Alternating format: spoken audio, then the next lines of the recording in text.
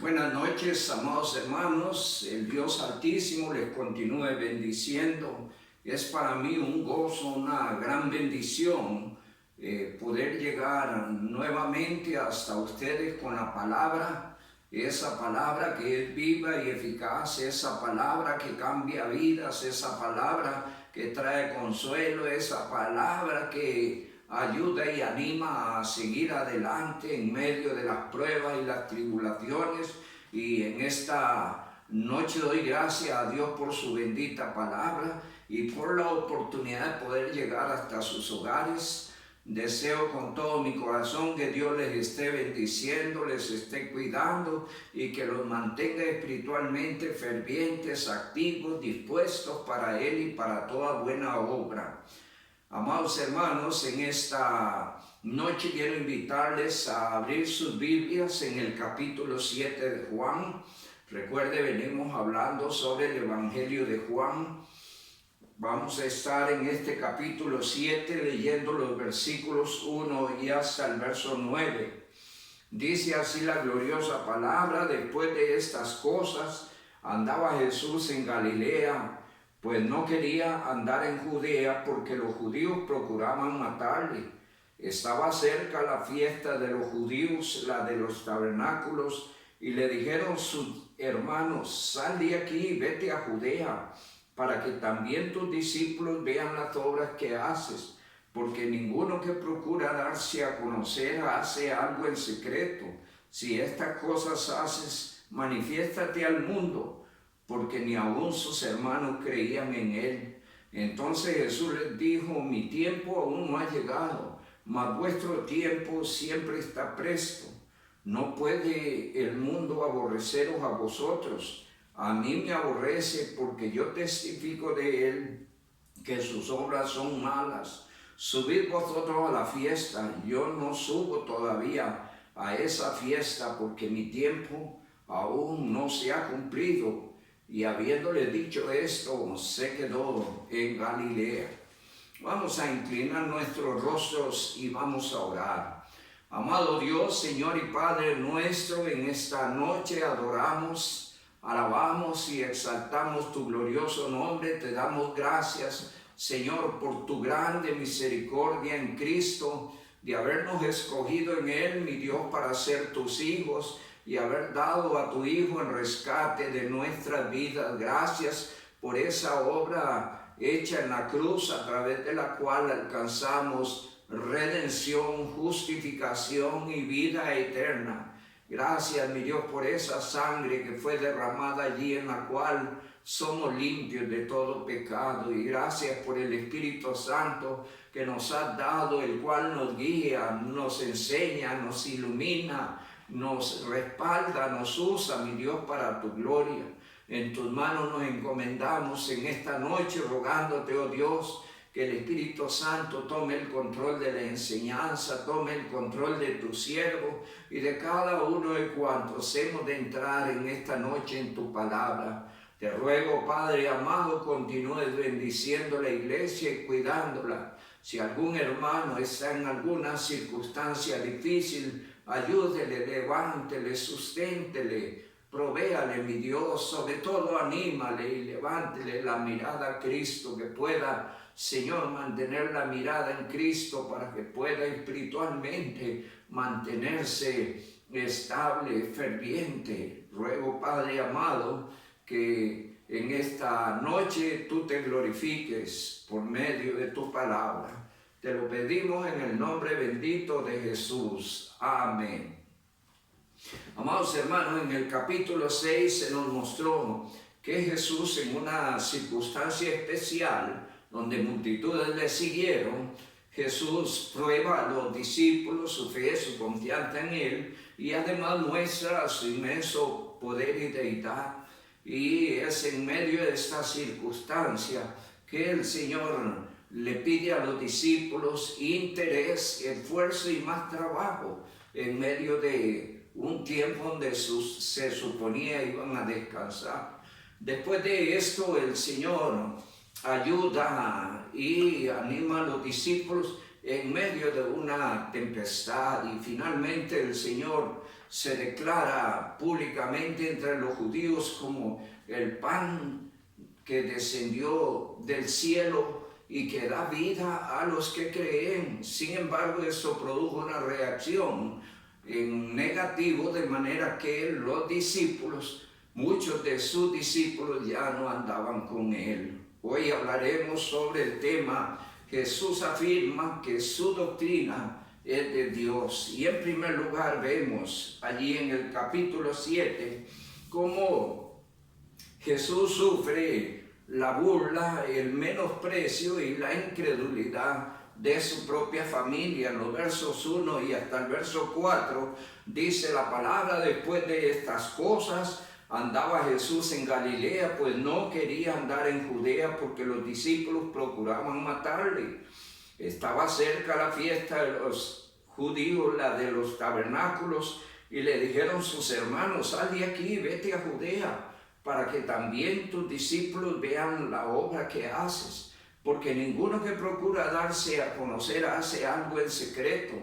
Si estas cosas hace, manifiéstate al mundo. Y dice el verso 5, porque ni aun sus discípulos, ni aun sus hermanos creían en él. Y aquí nos encontramos una escena donde la palabra del Señor nos muestra cómo Cristo sufre la burla, el menosprecio y la incredulidad de su propia familia. Saben, esta misma escena la vive todo aquel que viene a Cristo.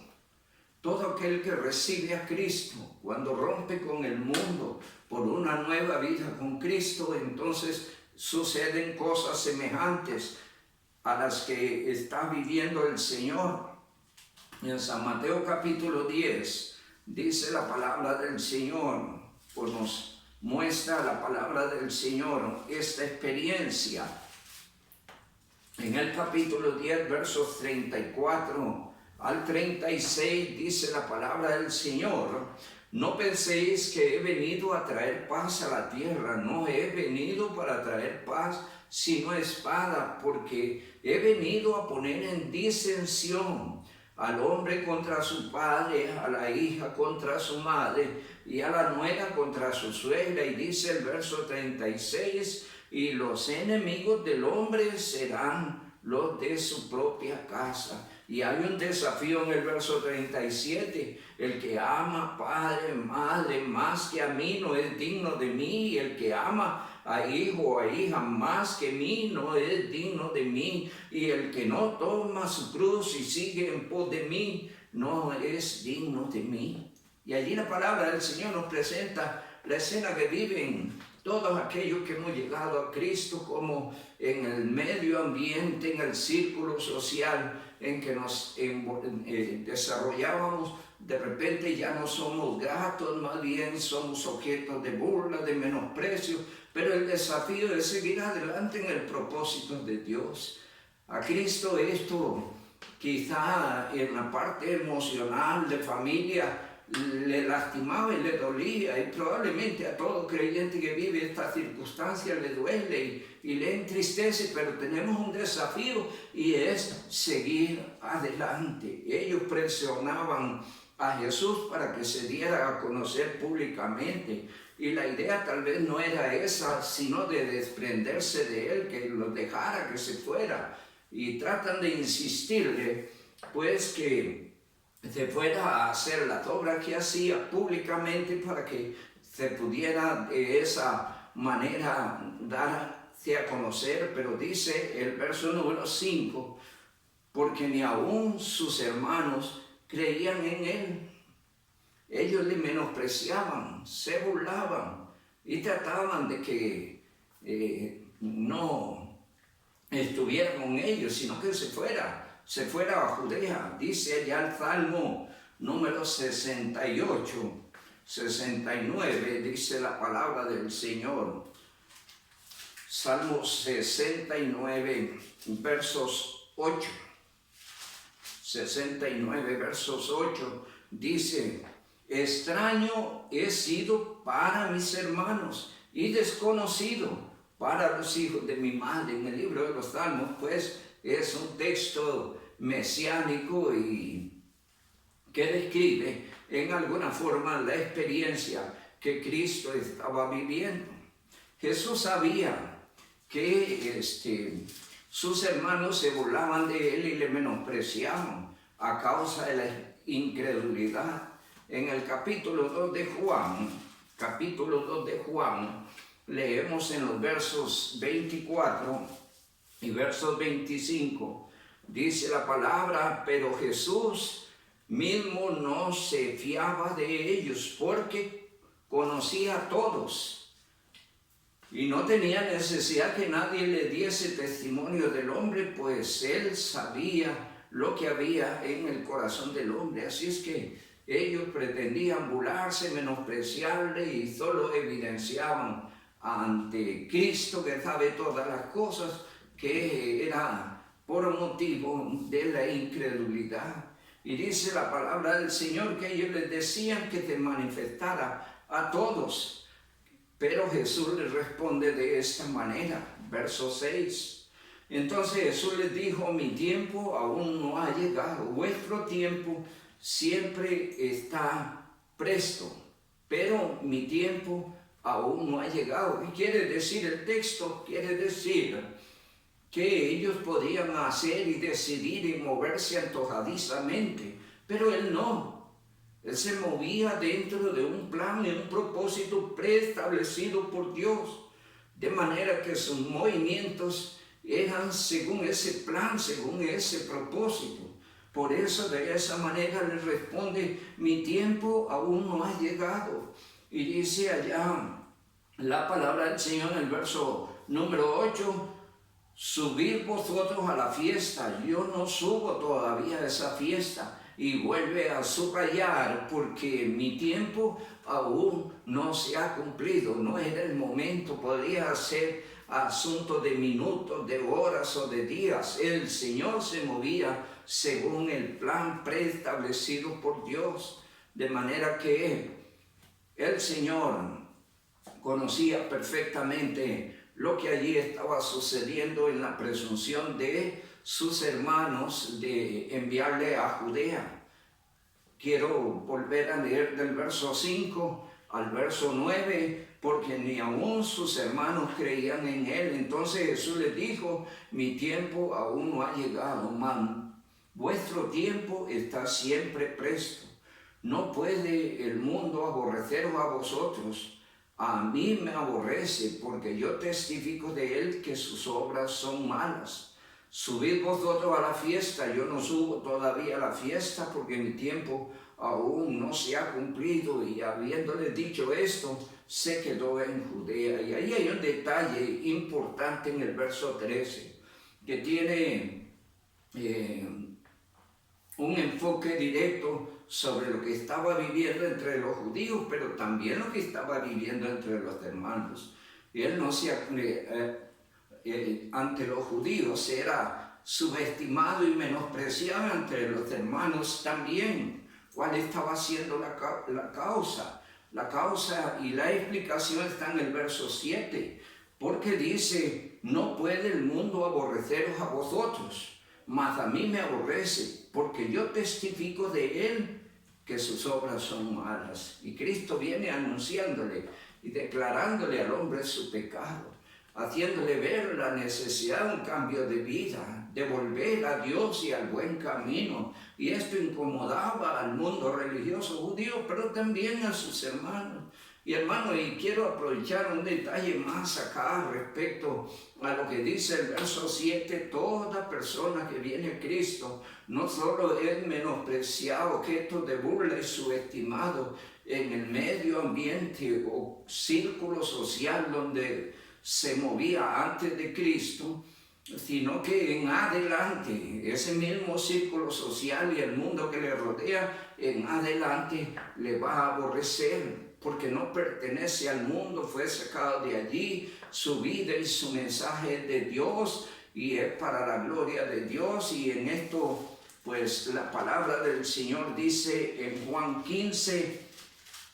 capítulo 15, verso 18, y si el mundo os aborrece, sabed que a mí me ha aborrecido antes que a vosotros. Si fuerais del mundo, el mundo amaría lo suyo. Pero porque no soy del mundo, antes yo os escogí del mundo, por eso el mundo os aborrece. Y el mundo religioso, el ambiente social, no quieren nada con Cristo, ni tampoco con los cristianos. Pero los creyentes tenemos el desafío de seguir predicando a Cristo, de seguir siendo luz en el mundo, de seguir transmitiendo el mensaje de Dios indistintamente del precio que esto implique. A Cristo lo aborrecían y al verdadero creyente también lo van a aborrecer. En segundo lugar, dice la palabra del Señor en los versos 10 hasta el verso 14, que Jesús llega a la fiesta, pero no llega a la fiesta allí a una actividad donde Él era uno más, no. Recuerde que Él se mueve según el tiempo de Dios, en el propósito de Dios, en el plan de Dios. Y es dentro de esa realidad que Él llega a la fiesta. Y su objetivo es bien claro. Dice la palabra del Señor en los versos 10 al 14. Pero después que sus hermanos habían subido, entonces Él también subió a la fiesta. No abiertamente, sino en secreto. Y buscaban los judíos en la fiesta, le buscaban los judíos en la fiesta y decían: ¿dónde está aquel? Y había gran murmullo acerca de él entre la multitud, pues unos decían: él es bueno, pero otros decían: no, sino que engaña al pueblo. Pero ninguno hablaba abiertamente de él por miedo a los judíos. Mas a la mitad de la fiesta subió Jesús al templo y enseñaba. Y allí se define, hermano, el propósito de Cristo dentro del plan de Dios. ¿Cuál era el propósito de Cristo dentro del plan de Dios? Era enseñar a las gentes para que las gentes volvieran a Dios. Aparentemente ellos eran los más religiosos del mundo, pero estaban lejos de Dios. Y su mensaje tenía por propósito volverlos al buen camino.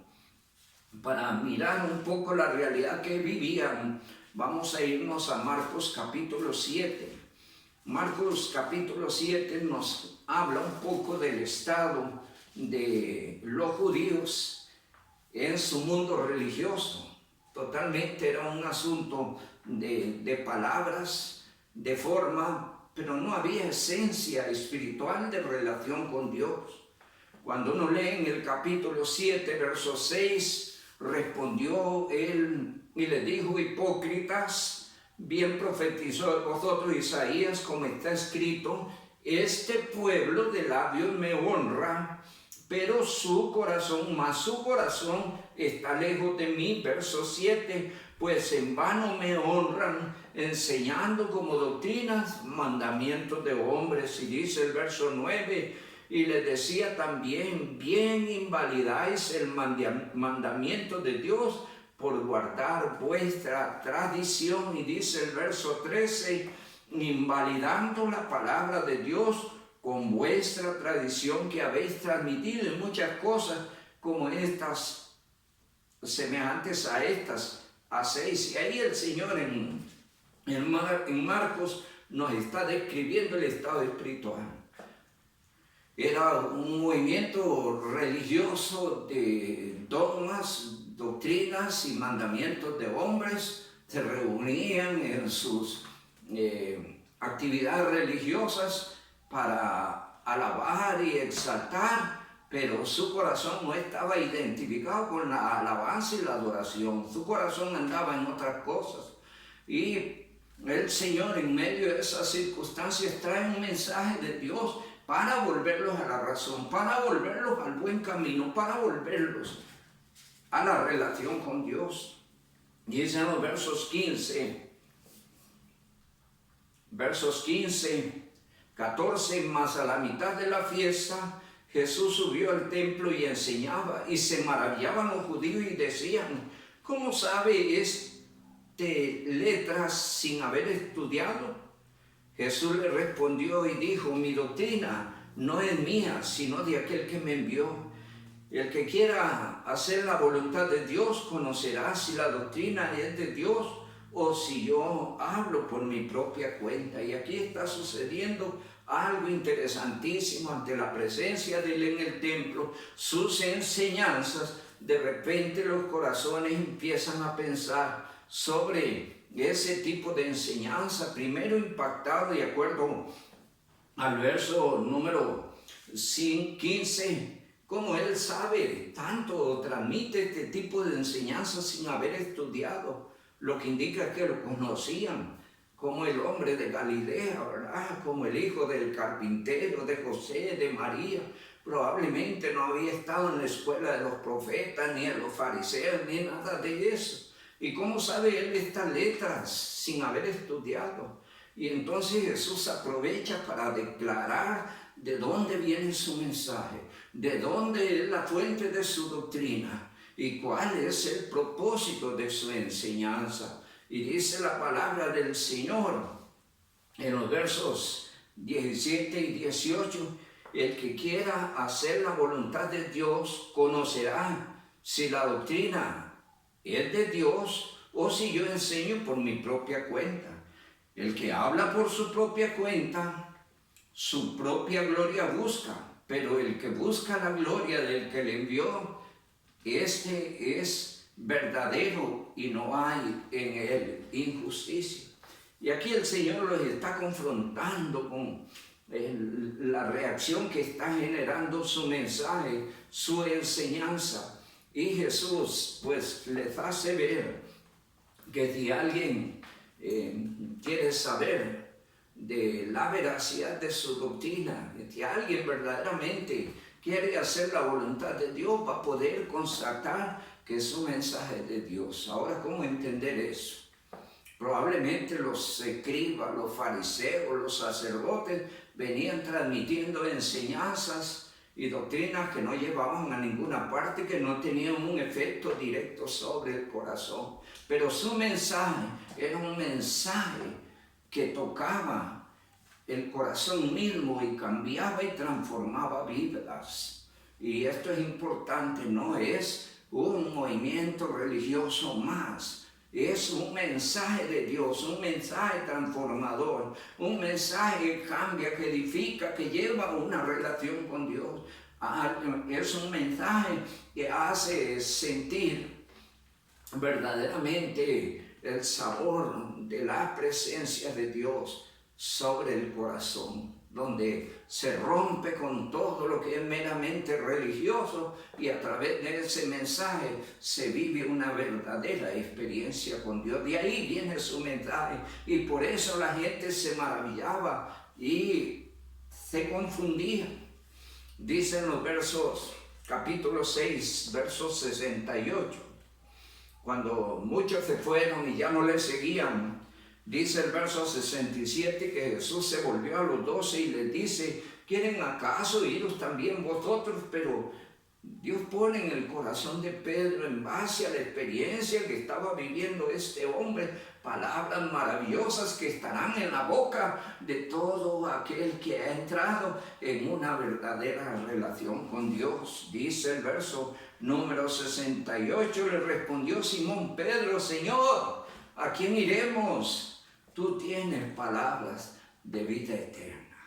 Y es que la palabra que trae el Señor no es una palabra común, no es un mensaje común, es un mensaje de Dios, es un mensaje transformador, es un mensaje que cambia, que edifica, que consuela, que anima, que sostiene.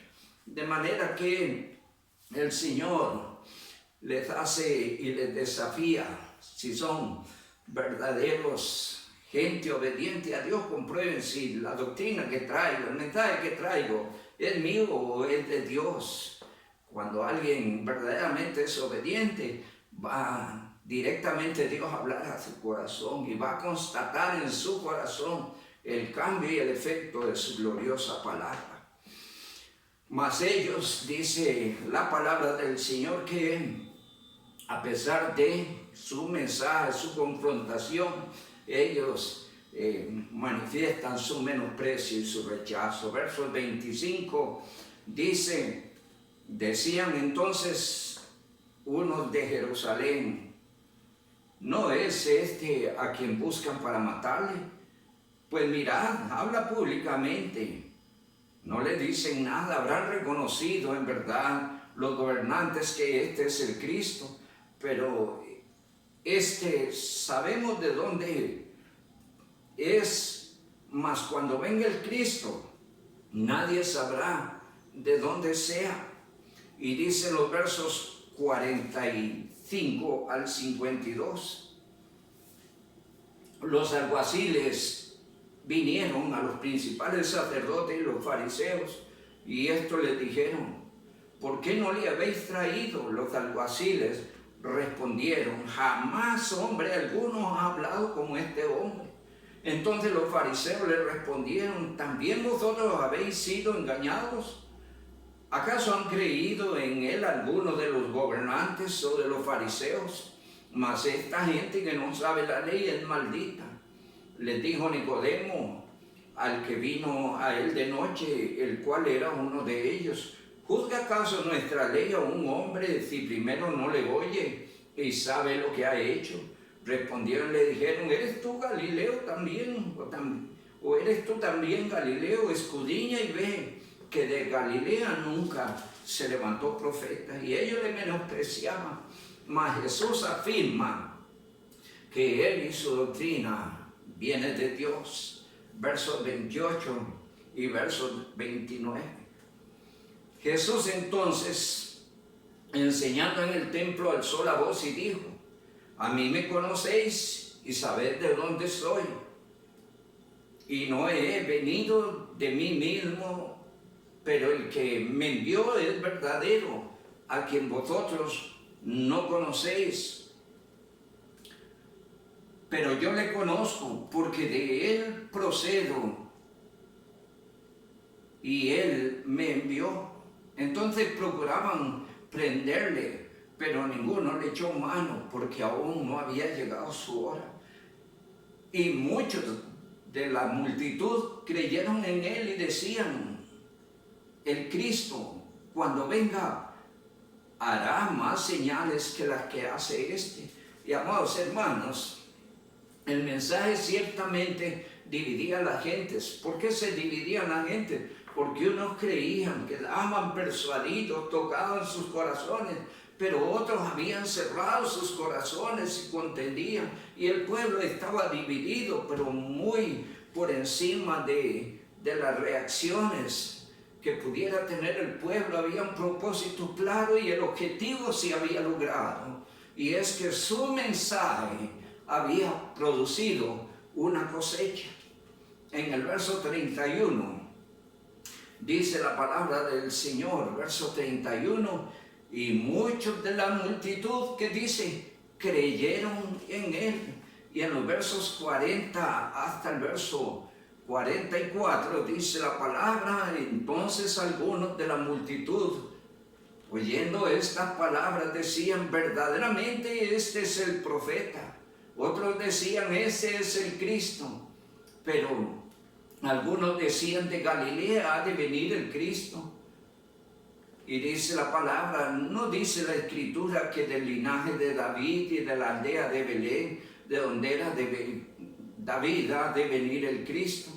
Hubo entonces disensión entre la gente y procuraba, y a causa de él, y algunos de ellos querían prenderle, pero ninguno le echó mano. Y el punto es que ese momento donde Jesús entra al templo a enseñar, sus palabras maravillan, sus palabras dividen, pero el punto y el objetivo de su presencia en el templo se logró, y es que hubo una cosecha para su gloria, de acuerdo al verso 31 y de acuerdo también a los versos 40 y 41. En tercer y último lugar, Jesús anuncia sus sufrimientos, su muerte y su resurrección. en el capítulo 7, los versos 33 y 34, podemos leer los 32. Los fariseos oyeron a la gente que murmuraba de él estas cosas, y los principales sacerdotes y los fariseos enviaron alguaciles para que le prendiese. Entonces Jesús dijo: todavía un poco de tiempo y estaré con vosotros, e iré al que me envió. Me buscaréis y no me hallaréis, y a donde yo estaré, vosotros no podréis venir. Entonces los judíos dijeron entre sí: ¿a dónde se irá este? Que no le hallemos. Se irá a los dispersos entre los griegos y enseñará a los griegos. ¿Qué significa esto de que dijo: me buscaréis y no me hallaréis, y a donde yo estaré, vosotros no podréis venir? Y aquí el Señor está hablando específicamente de ese momento trascendental en la historia, donde Él daría su vida por el pecador. Habla de ese momento trascendental donde Él iría a la cruz en lugar de aquel que cree y le reconoce como su Salvador, de todos aquellos que le han recibido. Habla de ese momento sublime de su muerte y resurrección, y donde Él regresaría nuevamente al Padre. Y Jesús está hablando de su regreso a la patria celestial. En Juan capítulo 3, versos 13, aprovecho para decirles: subraya este versículo, porque aparte de Cristo nadie ha ascendido al cielo. Todos los santos que anduvieron con Él, parientes y demás, están esperando la resurrección. Nadie aparte de Cristo. Subraya este pasaje, porque ese pasaje es contundente para las falsas doctrinas que hablan de algunas otras resurrecciones. Dice el verso 13: nadie subió al cielo sino el que descendió del cielo, el Hijo del Hombre que está en el cielo. Pero ¿cómo empieza el verso? Nadie, es decir, aparte de Cristo, nadie ha subido al cielo. Es la forma en que Cristo lo subió. Dentro de la religión oficial se habla de que María subió en cuerpo y alma. Eso es antibíblico, es falso, la Biblia no lo enseña. Aquí dice: nadie subió al cielo sino el que descendió del cielo. ¿Quién descendió del cielo? Cristo. Y aparte de Él, nadie. Él tenía un propósito, una misión. Él vino a esta tierra, transmitió el mensaje de Dios. Multitudes creyeron en Él en su tiempo en esta tierra, y por los siglos multitudes hemos creído en Él. Él venía a cumplir una misión, a dar su vida en sacrificio por el pecador, para que todo aquel que en Él cree no se pierda, mas tenga la vida eterna. En el capítulo 13 de Juan, capítulo 13, versos 36, dice: le dijo Simón Pedro: Señor, ¿a dónde vas? Jesús le respondió: a donde yo voy, no me puedes seguir ahora, me seguiréis después. Y esto habla de un tiempo donde los creyentes van a ser resucitados, donde dice la palabra del Señor allá en Primera Tesalonicenses, pasaje maravilloso de la Escritura que describe esa escena. Después Cristo resucitó, después vosotros me podréis seguir. ¿Qué dice el capítulo 4? Dice la palabra del Señor en el verso 16: porque el Señor mismo, con voz de mando, con voz de arcángel y con trompeta de Dios, descenderá del cielo, y los muertos en Cristo resucitarán primero. Luego nosotros, los que vivimos, los que hayamos quedado, seremos arrebatados juntamente con ellos en las nubes para recibir al Señor en el aire, y así estaremos siempre con el Señor. Y no olvidemos el 18, por tanto, alentaos los unos a los otros con estas palabras.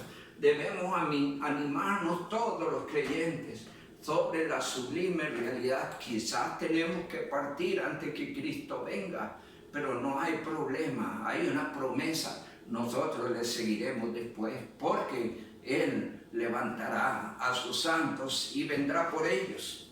Pero entre tanto, en esa confusión que genera Jesús lo que está enseñando es que después de su muerte y resurrección, Él volvería al Padre. Él vino a hacer una obra y iba a concluir esa obra. Juan 17 nos explica un poquito esto. Allá en la oración sumo sacerdotal, en sus primeros versículos, Jesús está dando por concluida su obra y habla del momento en que Él ha de volver a la gloria.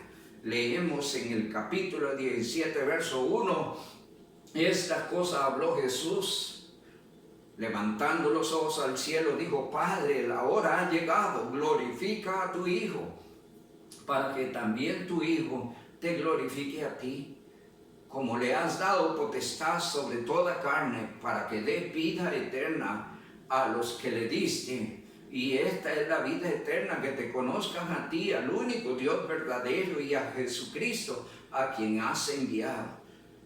Yo te he glorificado en la tierra, he acabado la obra que me diste que hiciese. Ahora pues, Padre, glorifícame tú al lado tuyo, con aquella gloria que tuve contigo antes que el mundo fuese. He manifestado tu nombre a los hombres que del mundo me diste. Tuyos eran y me los diste, y han guardado tu palabra. Y allí el Señor, en la oración sumo sacerdotal, está dando por concluida su obra. A la altura del texto de Juan 7 aún no se ha consumado esa obra, pero Él está hablando de la consumación de esa obra y el regreso al Padre. Era necesaria la muerte y resurrección de Cristo para que se abriera a los creyentes el libre acceso hasta el trono de la gracia. En Hebreos capítulo 9 leemos los versos 24 y hasta el verso 26. Está hablando de la muerte, resurrección de Cristo, hizo ascenso otra vez a la gloria después de una obra consumada en favor del pecador. Dice: porque no entró Cristo en el santuario hecho de mano, figura del verdadero, sino en el cielo mismo, para presentarse ahora, y subraye, por nosotros ante Dios. Y dice el verso 25: y no para ofrecer muchas veces, como entra el sumo sacerdote en el lugar santísimo cada año con sangre ajena. De otra manera le hubiera sido necesario padecer muchas veces desde el principio del mundo. Pero ahora, en la consumación de los siglos, se presentó una vez para siempre por el sacrificio de sí mismo para quitar de en medio el pecado. Y de la manera que está establecido a los hombres que mueran una sola vez y después de esto el juicio, así también Cristo ofreció una vez para llevar los pecados de muchos, y aparecerá por segunda vez sin relación con el pecado para salvar a los que le esperan. ¿Está oyendo? Así que dice en el capítulo 10, versos 19, así que hermanos, teniendo libertad para entrar al lugar santísimo por la sangre de Jesucristo, por el camino nuevo y vivo que Él nos abrió a través del velo, esto es de su carne. ¿Está oyendo?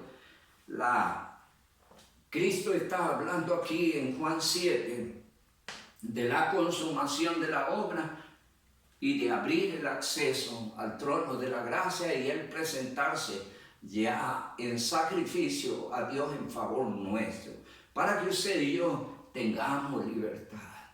Tienen los creyentes libertad para ir a Dios en oración, en alabanza, cuantas veces así lo sientan en el corazón todos los santos días de su vida. Amén. Y no nos presentamos a Dios amparados en nuestras propias obras, sino en la obra gloriosa de Jesucristo.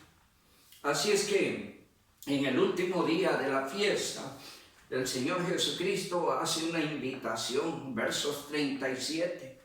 En el último y gran día de la fiesta, Jesús se puso en pie y alzó la voz diciendo: si alguno tiene sed, venga a mí y beba. El que cree en mí, como dice la Escritura, de su interior correrán ríos de agua viva. Está haciendo una invitación, porque su objetivo en la tierra era y es de salvación. Él venía a hacer un sacrificio que abre la puerta a la gente para acercarse a Dios. Y Él invita a venir a Él, porque sin Cristo, no importa cuán religioso se es o cuán sincero religioso se es, sin Cristo no hay salvación, no hay comunión con Dios. Y es importante, imperioso, que la persona reconozca y acepte a Jesucristo como su Salvador personal.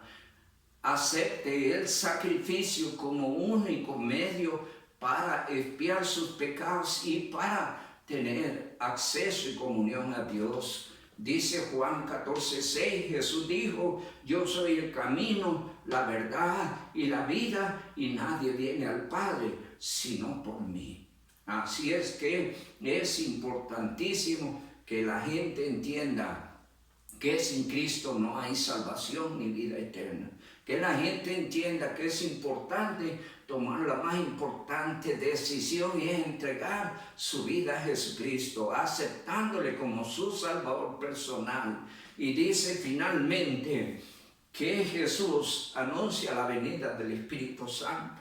Y ese verso 39 es maravilloso, porque todo aquel que cree y recibe a Cristo como Salvador personal es sellado por el Espíritu Santo como posesión de Dios. Una persona que recibe a Cristo, el Espíritu de Dios viene a él. Solo el que ha creído, solo el que le ha recibido, viene el Espíritu Santo a él, sellándole como posesión de Dios.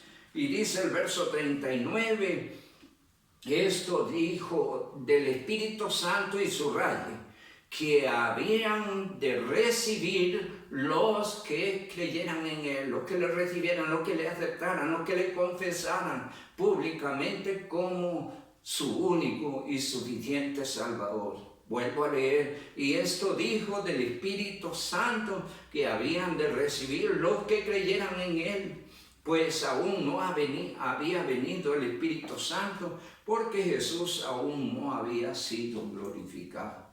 Lo que indica el texto es que una vez que Jesús asciende, después de consumar el sacrificio, asciende a donde estaba primero, será entonces cuando el Espíritu Santo viene en su lugar a tomar los corazones de los que han creído y tomar el rumbo, control y dirección de la iglesia. La próxima semana, amados hermanos, continuamos con el capítulo 8 de Juan. Recuérdeme esto: la doctrina que predicaba Cristo es una doctrina de Dios, no de hombres, no enseñanza de hombres, no mandamientos de hombres, no prácticas religiosas. Es una enseñanza que cambia, transforma el corazón y que dirige la vida a una relación permanente con Dios. Recuerde que su objetivo, el objetivo de Cristo, es enseñar, reconciliar a las personas con Dios. Tarea que hoy nos ha encargado a la iglesia, a los creyentes. Mensaje que usted y yo, si hemos creído, debemos transmitir para que otros vengan a la comunión con Dios y entender que en el sacrificio de Cristo se nos abrió el acceso maravilloso al trono de la gracia. Disfrute esa relación con Dios. Como dice el Salmo 37, deleítate a sí mismo en Jehová y Él te concederá las peticiones de tu corazón. Vamos a inclinar nuestros rostros y vamos a orar. Amado Padre, alabamos, adoramos tu nombre y te damos gloria. Gracias, mi Dios, por haber dado a tu Hijo en rescate nuestro. Gracias por ese mensaje de vida que transforma, que cambia la mente, el corazón, que dirige hacia una vida nueva, diferente, hacia una relación contigo. Gracias, mi Dios, porque no es doctrina, ni mandamiento, ni enseñanza de hombres o de líderes religiosos. Es palabra viva y eficaz, más cortante que toda espada de dos filos. Gracias, mi Dios, porque nos has alcanzado a través del mensaje del Evangelio. Y gracias porque nos has sellado como posesión tuya. Amado Padre, que esta palabra que se ha predicado ayude a los hermanos a gozarse en el honor y el privilegio de estar en Cristo, de tener una relación contigo, de ser parte de la iglesia, e inquiete sus corazones a dar testimonio de Cristo, a transmitir tu gloriosa palabra, doctrina transformadora, doctrina bíblica que cambia. Ayude a entender a los creyentes que el verdadero creyente es cristocéntrico y bibliocéntrico, y que está no bajo la guía de líderes religiosos, ni está bajo el control de una religión, sino bajo la dirección bendita del Espíritu Santo, que nos ayuda a crecer y nos confirma y nos usa y nos respalda en el desarrollo de la vida espiritual. Gracias, oh Dios, en esta noche por tu gloriosa palabra. Te alabamos y bendecimos en el santo y bendito nombre de nuestro Señor y Salvador Jesucristo. Amén y amén. El Dios Altísimo les siga bendiciendo y les regale una hermosa noche.